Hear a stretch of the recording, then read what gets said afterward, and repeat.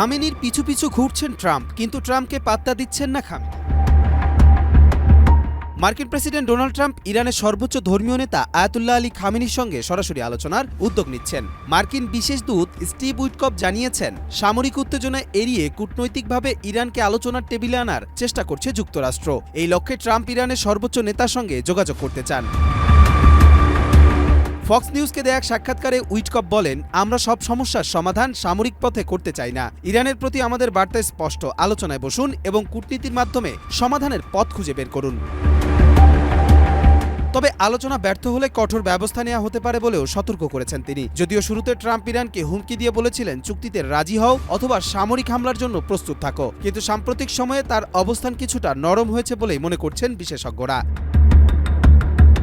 এর আগে চলতি মাসের শুরুর দিকে ট্রাম্প খামেনিকে একটি চিঠি পাঠিয়ে আলোচনার আহ্বান জানান। তবে খামেনি তা প্রত্যাখ্যান করেন এবং যুক্তরাষ্ট্রের কূটনৈতিক কৌশলকে প্রতারণার ফাঁদ বলে অভিহিত করেন। তার মতে আলোচনায় বসলে ইরানের উপর আরোপিত নিষেধাজ্ঞা আরও কঠোর হতে পারে।